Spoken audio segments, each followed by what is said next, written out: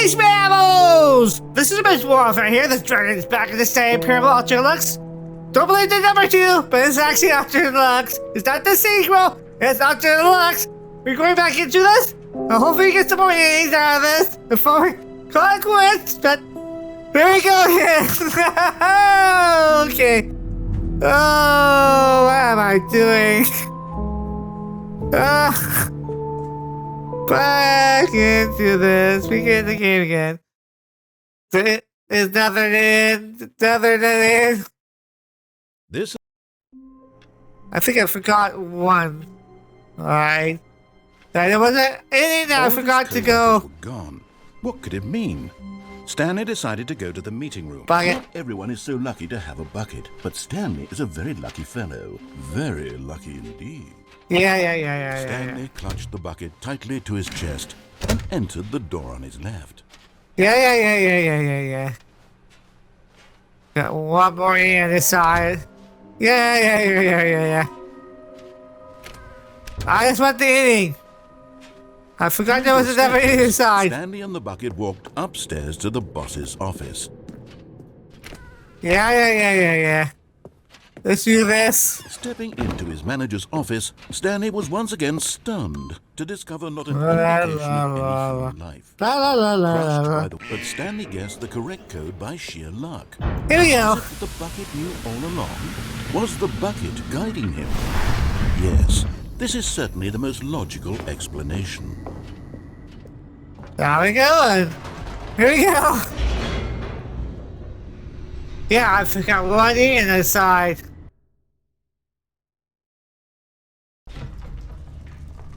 And go back up! Cause we can! Wait, Stanley said to the bucket. Can we go back up?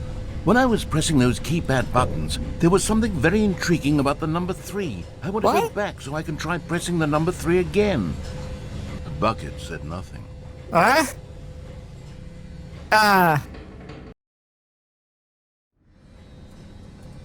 What?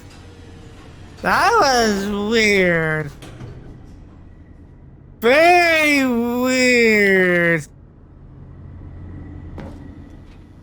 What? Here we are, said Stanley. Now I'm going to try out that number 3 button. He took the bucket over to the keypad and began absolutely slamming on the number 3 over and over and... Wow, he said. The number 3 is such a special button. I'm having the time of my life. Stanley looked expectantly at the bucket, but the bucket remained silent. This was a shock to Stanley, who had always felt such a connection with the bucket. How was this not as exciting to the bucket as it was to him? Once Stanley had enough of the number 3, he got back in the elevator. Now there we go. What is going on here? There we go. Perhaps the bucket had missed something. Perhaps it had not seen how much joy Stanley got from slamming the number 3 repeatedly. I don't get it.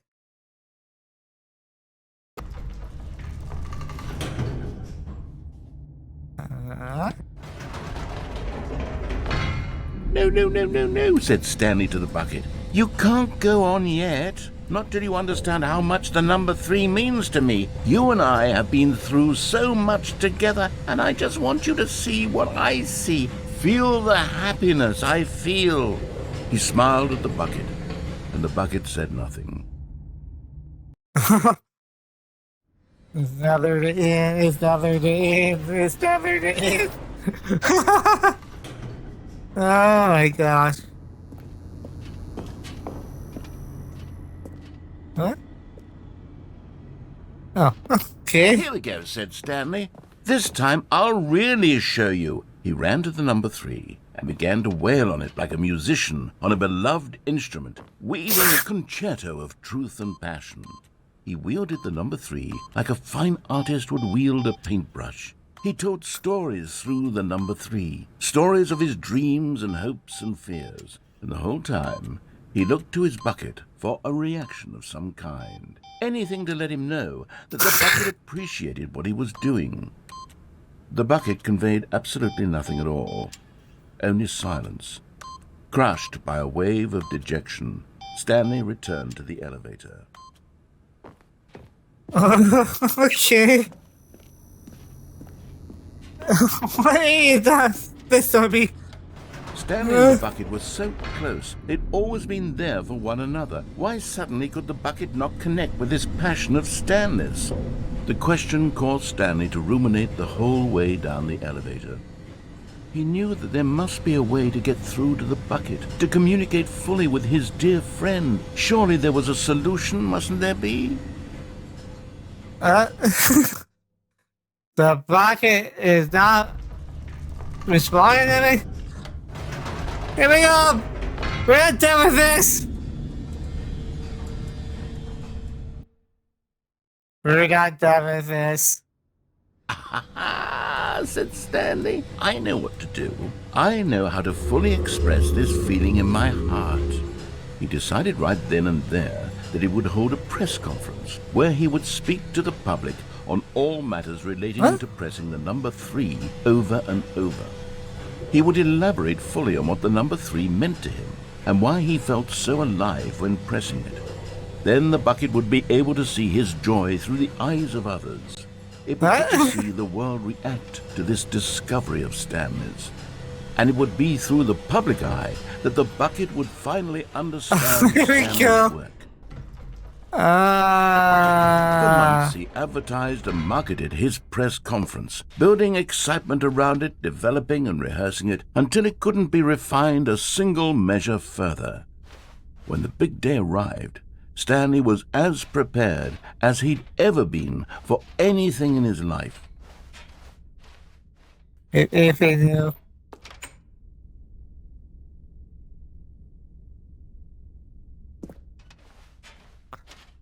If he knew. 3, 3, 3, 3, 3, 3. 3, 3, 3, 3. 3, 3, 3, 3. This was it. 3, 3, 3, 3. One last chance to win the bucket over. One opportunity to share a 3 true stars. connection with a loved one. 3 again, 3. The storyteller. What the heck? We're going for the 3s now. There was no one here. Nobody had come to the press conference to hear Stanley speak, to listen to him talk about what it really means to press the number 3 on a keypad over and over. He was unloved, uninteresting. He was a failure. And in that moment, Stanley knew that the bucket would never again take him seriously. There would be no connection, no deep understanding. The bucket merely sat there in his arms, indifferent.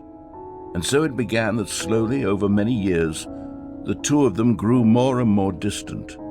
They spoke less and less, neither wishing to state the obvious, that any sense of real respect between them had eroded since that There's somebody out there, I know! There would be no more games, no more long conversations about passion and pursuit, only a silence that consumed the space between friends.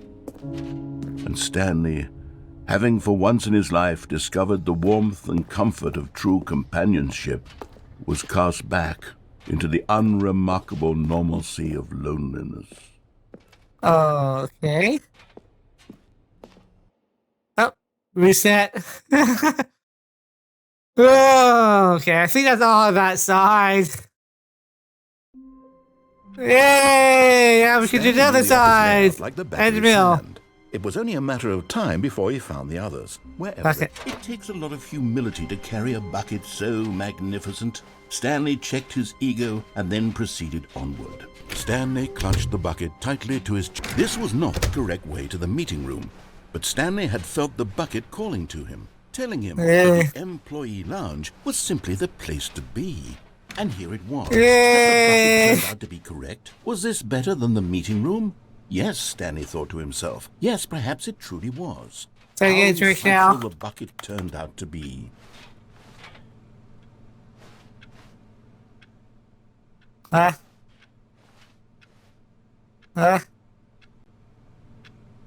Truly, being here with the bucket was a grand adventure.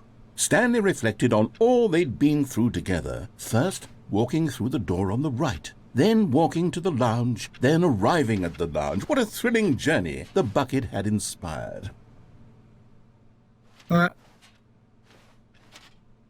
This stuff was Perhaps scary. this was where the bucket felt most truly at home. Here in the employee lounge. Perhaps it's the only place a bucket can even feel at home.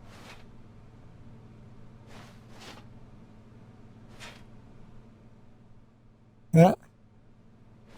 Stanley decided to just give the bucket absolutely as much time as it needed to be in the lounge. Clearly, the bucket and the employee lounge shared a special connection.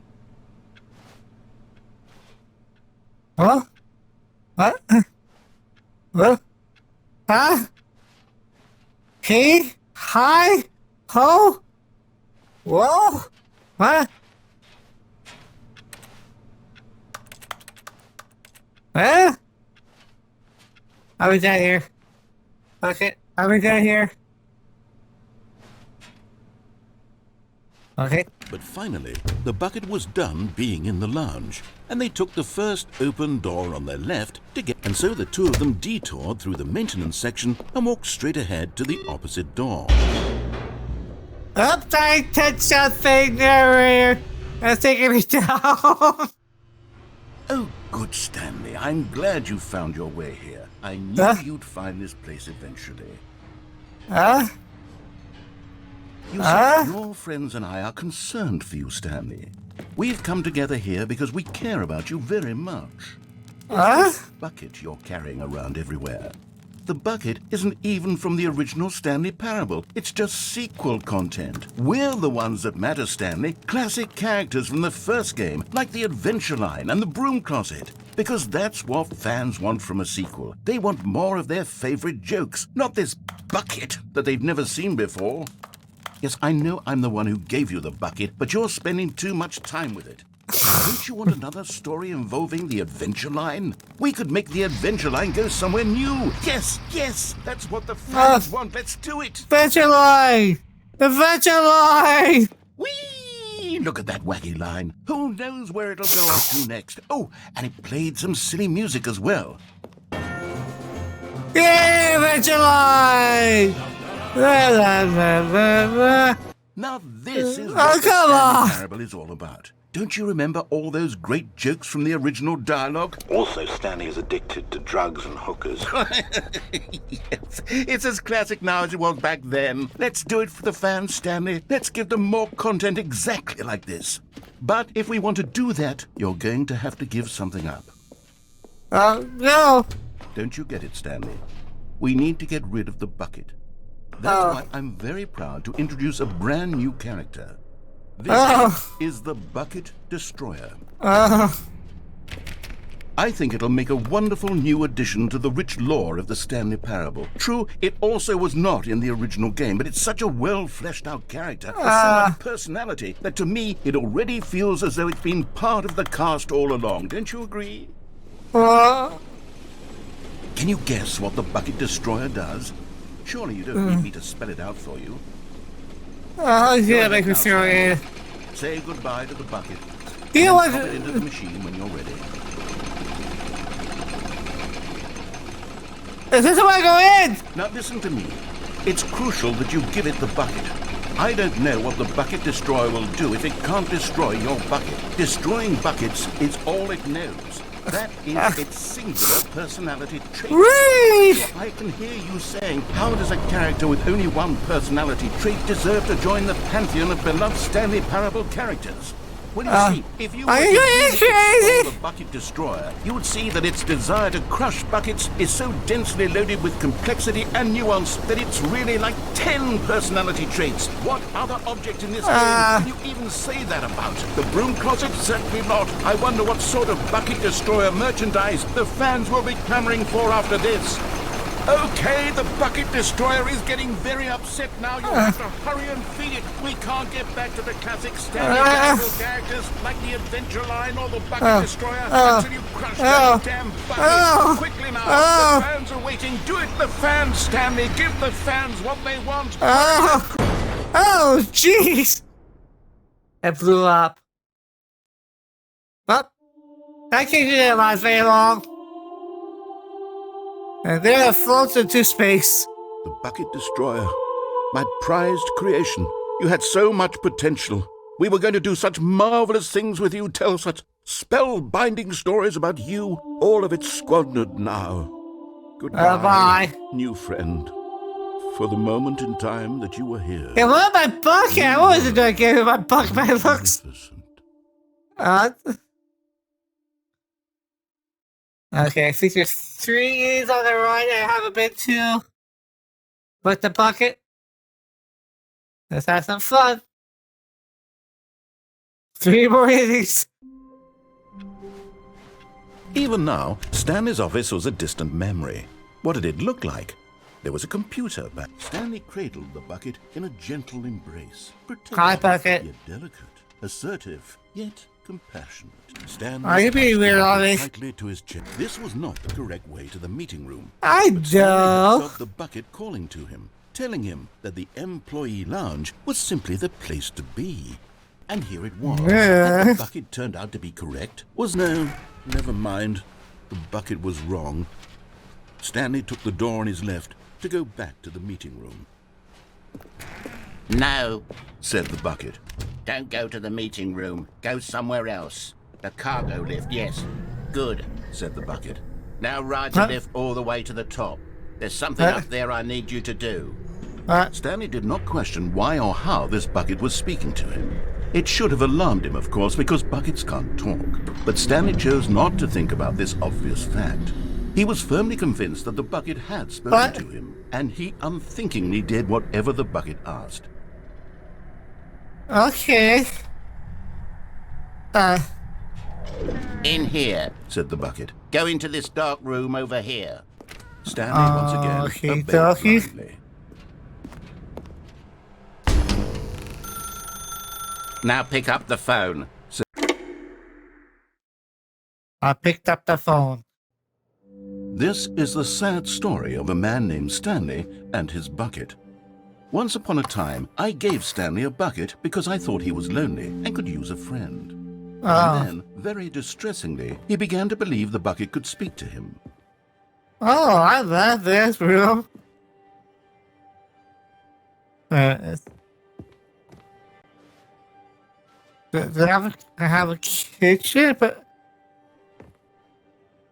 oh, it's a nice house. Is this the closet of some sort? Oh, that's a nice house. Hello, there's me, your bucket, but need to make me work with you. Okay. See? The Stanley Parable Reassurance Bucket was merely meant to provide the comforting glow of companionship. It doesn't literally talk and give you orders. Whatever Stanley is hearing the bucket say to him is just in his head. Okay. That's why did it take me home with you? Okay. Lately, I've been concerned about him. Wouldn't you be concerned as well? To see him delusional like this, obsessing over an inanimate metal object? I want to say something to him, but I don't know how I can convince him. I don't know if he'll listen to me. Okay, I'll take the bucket and put you to go back to work with it. Well, I'll try anyway. Stanley, can you hear me? Listen to me. It's just a bucket. It can't think, it can't talk. All it would ever truly do for you is effectively transfer a liquid from one location to a different location. That's it. It doesn't do anything else. But I can hold it. Just take you come back. Don't listen to the loud man, but thanks for just go back home. Okay. Huh? You see, he's not listening. He's still taking orders from the bucket. You know, once upon a time, it was me he took orders from. Me. He I get trusted and jealous listened of to. it. Now, all he cares about is his awful bucket. This stupid hunk of metal. Oh my gosh, I am going crazy, am I? But please ignore anyone in your life except me. Oh no. It's sad. I suppose he doesn't need me anymore. From now on, Oh. he's just going to cling to this bucket, this cold, empty bucket, this sort of shiny bucket. Well, I'll give it this. The bucket does have a nice shine to it. Narrator? You believe I'm real? Don't you, Stanley? Okay. Yes, I suppose on closer inspection that it doesn't quite look like your average hardware store bucket. It's Watching just a little TV now. What am I trying to say? Still, Anything interesting? more capable of transporting liquid. Like it would be better at moving an amount of water from one room to another.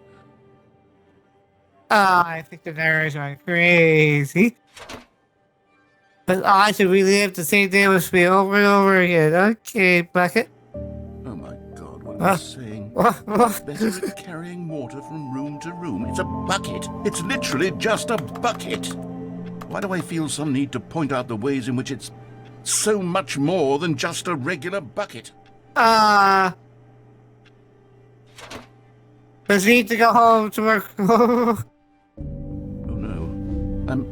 I'm having feelings. Oh. For the bucket. No.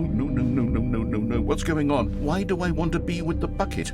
Hear what the bucket has to say. Do anything it asks. What's wrong with me? I don't understand. Perhaps, if I had the bucket, this would be less confusing. Yes.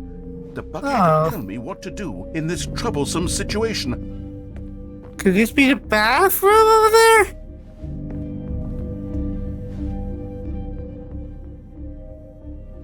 Stanley, give me the bucket. Give it to me. Give me the bucket, Stanley. What? I need it. Give it to me now. Give it or I'll... What just happened? Oh my God, the nightmare got crazy. Back to work, Stanley. Okay. This... Okay, that Already this was... was uncomfortable, and Stanley decided that as soon as he found a new space he felt safe in, that he would never leave it again in his life. Stanley's bucket. The only co-worker he would ever truly need. Okay. The nightmare started to scare me. Tightly to his... This was not the correct way to the meeting room. Stanley had felt the bucket calling to him, telling him that the employee lounge was simply the place to be. Had the bucket turned out to be correct? No, never mind. The bucket was wrong. Stanley took the door on his left to go back to the meeting room. No, said the bucket. Don't go to the meeting room. Go somewhere else. The cargo lift, yes. Good, said the bucket. Now ride the lift all the way to the top.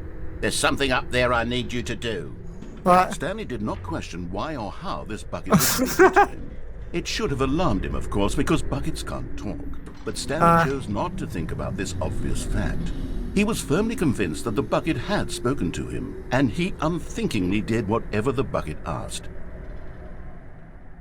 I know you why. I need to go in here again. Said the bucket. Go into this dark room over here. Stanley once again obeyed blindly. Nope. Pick up the... Whoa, hold on. Why did you unplug the phone? Were you trying to resist the bucket's orders? Stanley, I was joking. Obviously, the bucket isn't talking to you and telling you to do things. Buckets can't talk. It was a joke. Don't you get the joke? It's funny, Stanley. A talking bucket. Can't you see? Oh, goodness. I must have really bungled up the delivery if you actually took me seriously. Where did I mess up the joke? Should I have paused for longer or spoken quicker? Comedic timing is so difficult. I wish I were better, but there isn't exactly an instructional video on comedy that one can watch to fully... Oh, wait, yes, there is. Oh, no. It's sitting right here. Let's take Oh, it. no. Very nice. Don't you dare Comedic timing. What is comedic timing? How does it work? How long should it last? How can it be used to effectively silence your political enemies? And more importantly, can it be taught in its entirety within 90 seconds? Thankfully, the answer to all of these questions is yes. Let's dive deeper. If you've ever told a joke or made someone laugh, in all likelihood, you did it while standing 50 to 80 centimeters from them in a room of no more than 76 degrees Fahrenheit, with one of your arms raised straight upward at a 15-degree angle from your body. These are the optimal conditions for good comedic timing. To begin the joke, start by stating and spelling your name. Next, Provide a brief synopsis of the joke, including the specific times at which the recipient of the joke will laugh, and then spell out your name a second time. With these steps complete, it's time to begin the humor. Speak the entire joke in no more than 18 seconds and no less than 13 and a half, pausing only for bathroom breaks when necessary. When the joke has concluded, it is customary to inform your listener that the joke is over by declaring in your loudest possible voice, "I'm Dunny with the funny." I'm done with the funny. I'm Dunny with the funny. I'm done with the funny. I'm done with the funny. I'm done. This saying is a perfect example of expectations management, which is the cornerstone of good comedy. Finally, it's time to hand out surveys. Collecting hard data from your audience on how rapt they were throughout the joke is the only way to grow or learn as a comedian. An effective survey should be no less than 10 pages long and should include the same question reprinted several times. Just to ensure the survey taker is actually paying attention and not simply filling in answers at random. And that's all there is. With these strategies at your disposal, you'll have audiences doubled over in laughter and even tripled over in laughter in no time at all. Just remember to let them stop laughing at some point, you gut-busting little scamp. With each of us needed on the front lines of the war to fight the 12-legged invaders who threaten our very existence. Very likely die in a hailstorm of bullets and mandibles. All of us must be prepared to give our lives to this noble cause, just as our children must do after us, and their children after them. Godspeed, and may Earth reign supreme. What? Hey, goodness, this video is a little outdated, isn't it? Well, no matter. I think the fundamentals of proper comedic timing are still as relevant today as they were back then. So with that in mind, I believe the only way forward is for us to return to the two doors and walk through all of this again, so I can try telling my story with more appropriate comedic delivery. Come along, let's head back. Oh no, you're gonna make me do this, aren't you? Oh, but here we go. Oh, no. This time, I'm really going to nail the delivery. You'll be in stitches. A talking bucket, you'll say? How ridiculous. How absurd. What a hilarious concept. The king of comedy. That's what you'll call me. Thank goodness we have the instructional video. Otherwise, who knows where we'd be right now. But I wouldn't be the king of comedy, that's for sure. The bucket spoke to Stanley. The bucket spoke? The bucket spoke. I'll figure it out on the fly. No need to overthink things. Why? Somebody save me from the narrator! Help! Jimmy, call me! Help! Oh no, what am I doing? Bucket! Help me, Bucket! Here we go. You ready? When Stanley and the bucket came to a set of two open doors, they entered the door on the left.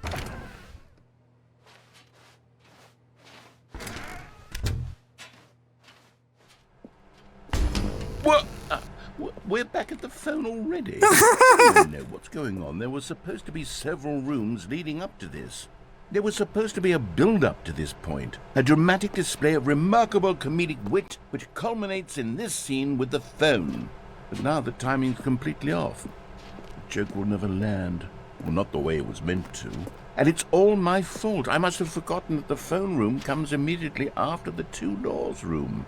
What an egregious mistake. I've made a fool of myself. I don't deserve the title of King of Comedy. I'm nothing. I'm not even the lowliest joke-telling whelp. I think I need to go back and rewatch that instructional video again. Don't make me do it! Surely that will help me improve my... Oh, don't you dare! Here we go. You ready?